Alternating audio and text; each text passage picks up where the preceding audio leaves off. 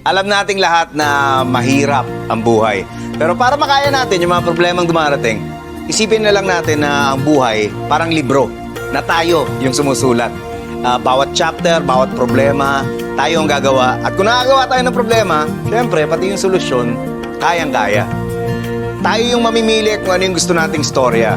Nasa atin din kung gusto natin na ang ending malungkot o masaya.